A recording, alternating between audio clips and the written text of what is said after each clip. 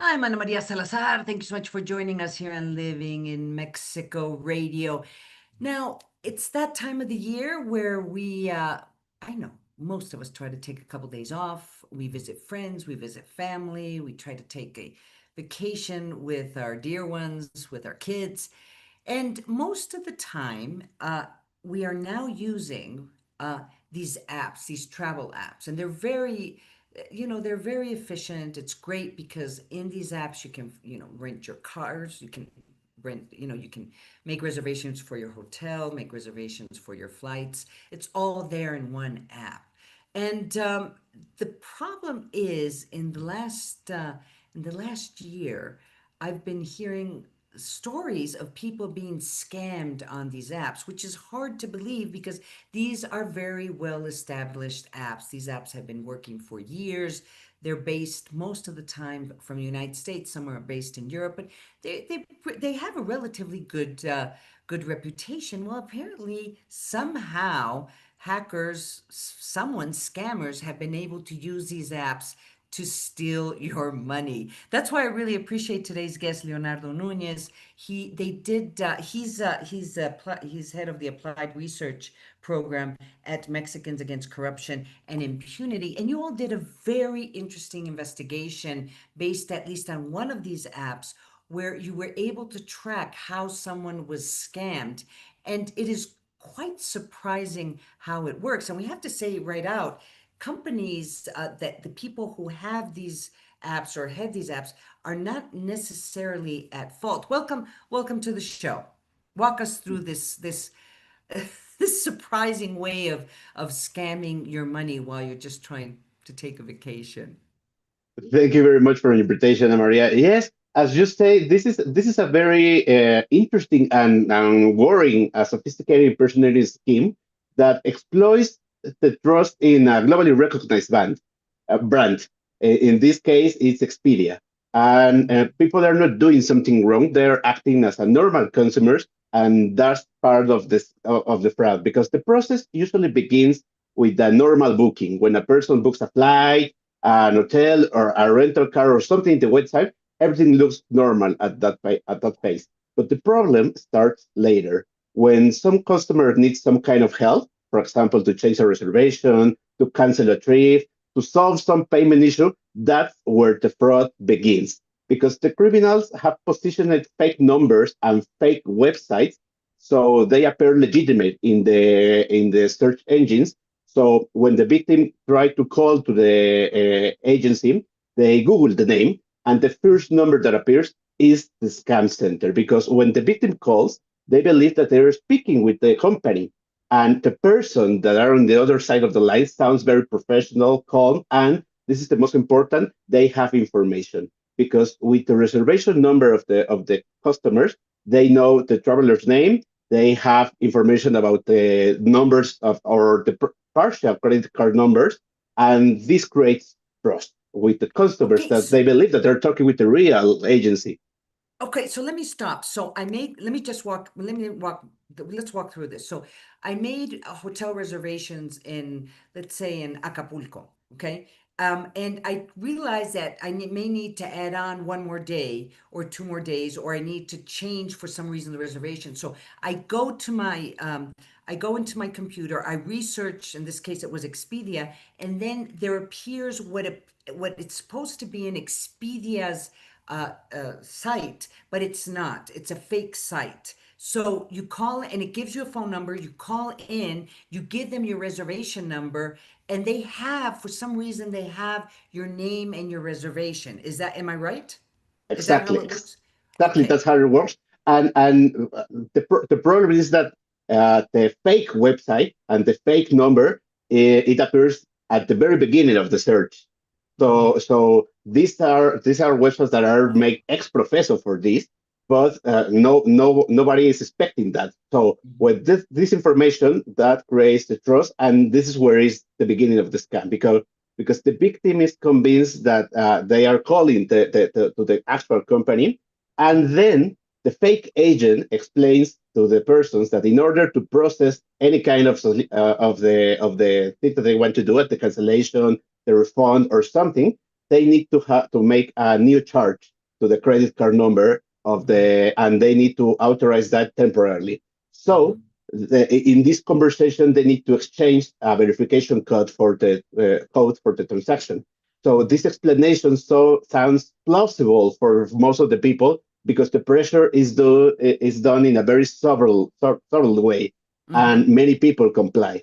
So that's the moment when the money leaves the account of the persons, and this is also another problem because technically the victims technically authorize the transaction because they are given Wow. the numbers that because they need the number from the transaction with the bank or with your credit card. So technically they are doing it. So that's Mm-hmm. also a problem because banks often refuse to reimburse the money because the persons are doing like willingly. Because they gave them the information, willingly gave this information to a some call center someplace around the world, and you give them your credit card information, so they basically they basically get they charge you. So do we have any sense where these call centers are? Are they in Mexico? Where are they? Well, we don't have an idea about the call centers, but we have information about the web pages, for example. So Mm-hmm. there, the web hosting happens in this case in a Lithuania server. Oh, So wow. because this is also a global brand, so Mm-hmm. we don't know if this is happening in other parts of the country. But we have well, it's a very well sophisticated scam because also there is it's not only one person. It depends of the people that we have taught, but sometimes Mm-hmm. they transfer you to another person, or even they'll tell you like, "Oh, we're gonna work on your case, and we're gonna give you back a call in a minute." So Mm-hmm. you really believe that you are talking with the company. Mm-hmm. They give you the assurances, and also we know about the exit of the money that this is an international operation because Mm-hmm. at the moment that the money leaves the victim's account, it Mm-hmm. does not go directly to Expedia. In this case, we had some tracing, and it's diverted to online gambling casino platforms. Oh, wow. Uh, in this case, we have two brands. One is called Podere, Mm-hmm. and the other one is called Play Do It. So, Mm-hmm. and this is a very well, So also what? gives you details of. So this is so it so they it's sent to these gambling sites. How do they benefit? I mean, are they gambling, or it's just being deposited into these gambling, in your wallet in these gambling sites? Is that what's happening?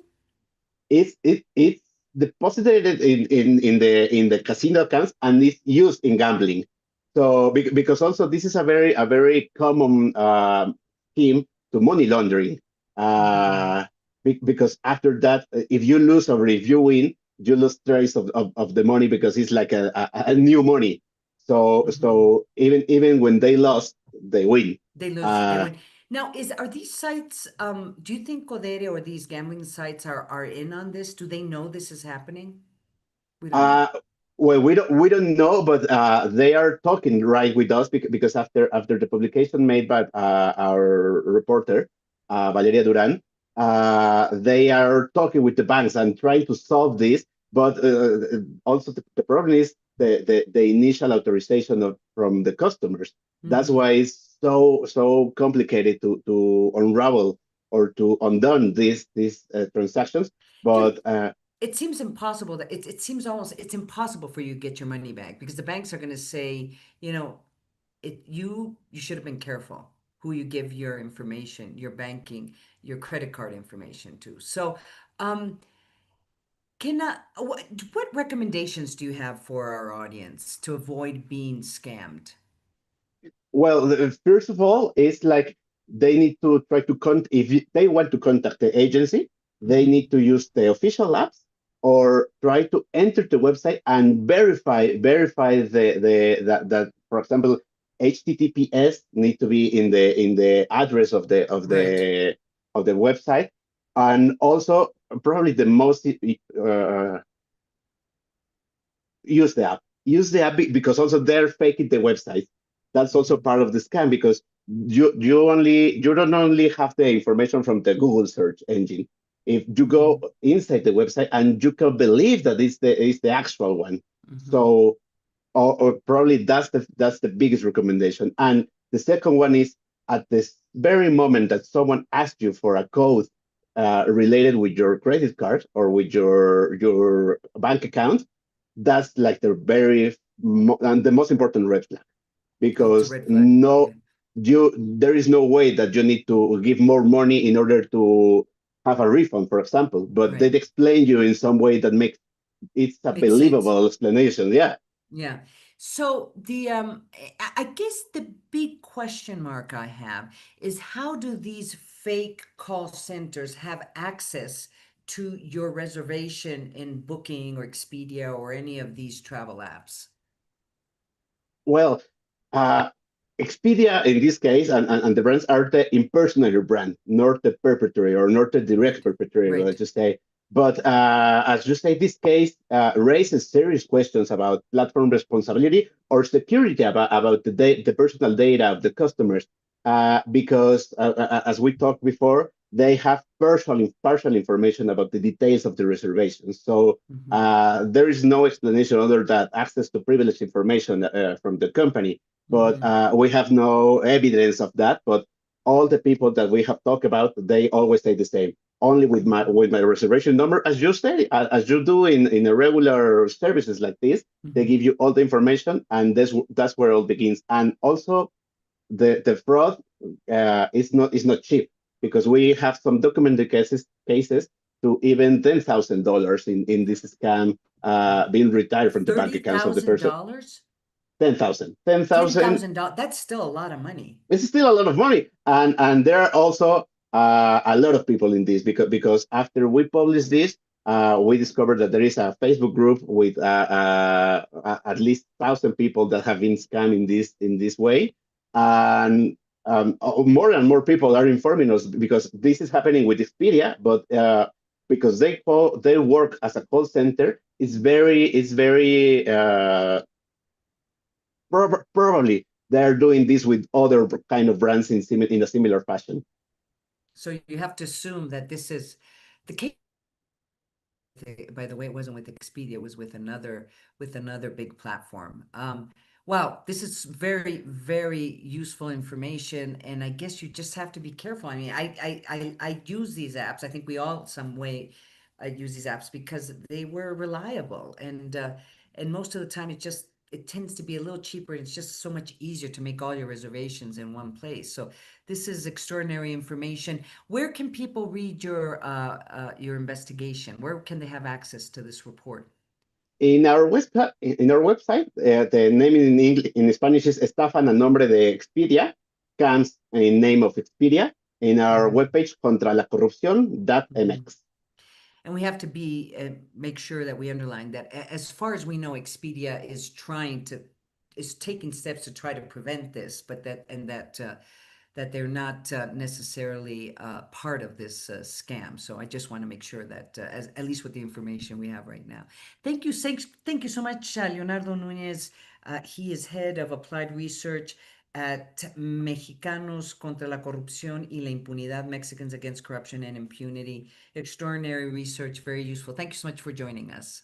My pleasure. Good day. Thank you. We're going to go to break. I'm Ana Maria Salazar. You're listening and watching Living in Mexico Radio. I'll be right back.